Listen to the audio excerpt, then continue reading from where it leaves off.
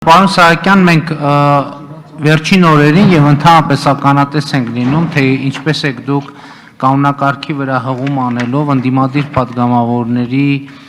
խոսափող անջատում, կանոնակարգը եւ ազգային ժողովի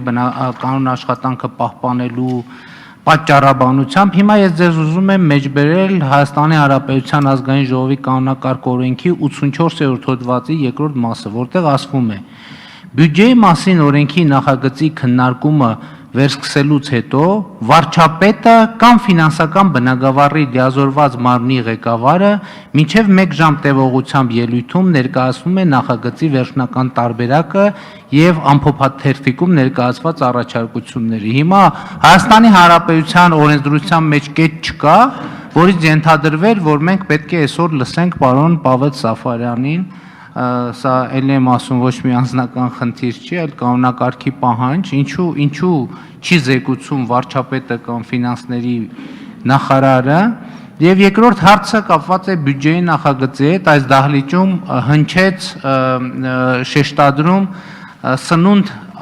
տարական դասարանի երեխաներին ծրագրի հետ կապված, եւ դուք էլի ազգային ժողովի նախագահությունից ասցիք, որ այդ առաջարկը ազգային ժողովը կպաշտպանի, ես ուզում եմ իմանալ, արդյոք այդ առաջարկը որևէ ընթացք ստացավ եւ արդյոք այդ ծրագիրը վերանայվել է։ Հիշեցնեմ, դրա իմաստը հետեւյալն էր, որ առաջնահերթ սնունդ տրվի սահմանամերձ գյուղերի բնակիչների, սահմանամերձ գյուղերի դպրոցների տարական դասարանի երեխաներին, այսինքն ծրագրով առաջնահերթ ապահովեն այդ կատեգորիայի երեխաները, որից հետո ծրագիրը շարունակվի ըստ պլանավորվածի։ Շնորհակալություն, փաստացի ստացվեց, որ իմ երկու հարցերն էլ ուղղված են պարոն Սահակյանին, չնայած եթե պարոն Սաֆարյանն էլ մեկնաբանություն ունենա դրա հետ կապված, միայն ուրախ կլինենք։ Շնորհակալություն։ Պարոն Փաշինյան, ես ոչ թե ընդդիմադիր падգամավորների խոսափողն եմ կասեցնում կամ անջատում, այլ այն падգամավորների, որոնք թեմայից դուրս կամ քննարկվող հարցից դուրս ինչ որ խոսքեր են ասում կամ այլ ուղղություն են տանում, դա կապ չունի ընդդիմադիր падգամավոր է, թե իշխանական падգամավոր է, դրա առիթները նաև ունեցել ենք, առավել եւս դուք կարդացիք 84-րդ հոդվածը, որը համապատասխանում է այս իրավիճակին։ Այսինքն դուք ասում եք, որ Պավել Սաֆարյանը պիտի ինքը հանդես չգար, այլ պիտի գար նախարարը, մենք միշտ էլ այդ նախադեպերը ունեցել ենք, Պավել Սաֆարյանը նորից ղեկավար է, այնպես որ կառավարությունը այդպես է նպատակահարմար գտել, կարծում եմ կառավարությունը ինքն էլ կարող է այդ մասին խոսել, ինչ վերաբերում է ձեր հարցին,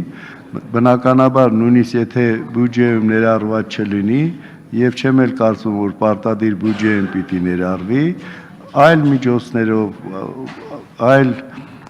օժանդակ, այսպես ֆինանսավորումներով, ես ասել եմ եւ իրոք ազգային ժողովը այն կարծիքին է, որ այդ խնդիրը պիտի լուծվի։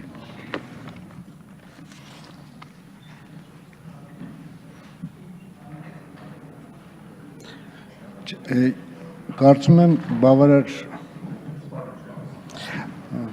Հարցը ինձ էր ուղղված, պատասխանեցի։ Կարծում եմ սպառիչ է բացառություն այդ սնունդ երեխաներին ծրագիրը, որը դեռևս 2007 թվականին է սկսվել եւ դպրոցներում 2007 թվականին եւ պիլոտային ձևով, եթե մենք խոսում ենք այն ծրագրի մասին, որը բյուջեի մեջ կարտացոլված 3 մարզերի, որոնք տրամադրվում է,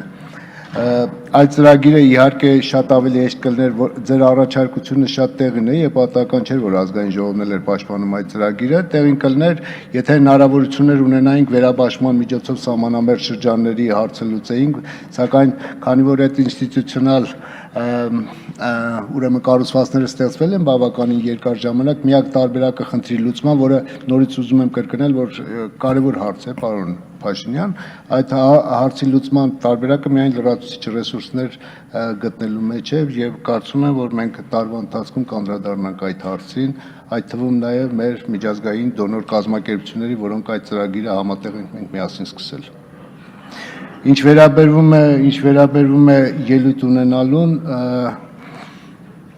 ես կարծում եմ, որ այսօր հնարավորություն կունենաք, եթե բյուջեի քննարկումների ընթացքում նաև վարչապետը ելույթ կունենա եւ իսկ ֆինանսների նախարարը ուղղակի տեխնիկական պատճառով ներկա չի, որովհետեւ այսօր Եվրասիական տնտեսական միության շրջանակներում ֆինանսների նախարարների հավաքն է, այս անգամ հերթական հավաքն է Երևանում եւ ինքը պետք է մասնակցեր այդ հավաքին։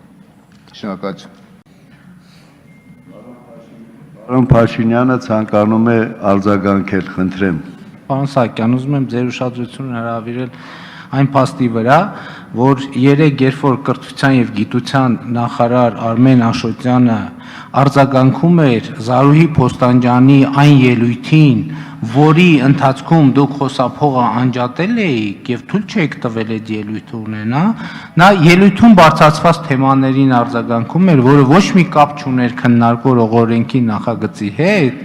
եւ նախագահող Շարմազանովը չընդհատեց նախարարին, պատճառաբանելով, որ Զարուհի Փոստանջյանին ոչ թե ինքն է ընդհատել, այլ դուք եք ընդհատել, այնպես որ եթե սկզբունք ենք պահպանում, պահպանենք սկզբունքը, եթե չեք պահպանում, դենց այդ բոլոր սկզբունքներով հիմա կամանց կասեք նախարարը ստեղ չի, վերահսկիչ պալատի նախագահը ստեղ չի, Երևանի քաղաքապետը շտաբ գործ ունի, բայց ազգային ժողովից կարևոր տեղ չի կարող լինել, ես սենց եմ նայում, հակառակ դեպքում մենք այլ դաշտ ենք ընկնում, շնորհակալություն։ Պարոն Փաշինյան, Աշոտյանը պատասխանեց, որովհետև հարցը կամ ելույթը այն ժամանակ տրվեց, երբ զեկուցողը ինքն էր եւ դրա իրավունքը ուներ, առավել եւս կարծում եմ ձեզանից ավելի սուր քննադատող չկա, բայց եթե խոսքը բարեկիրթ է, քննադատության մասի խոսք լինել չի կարող։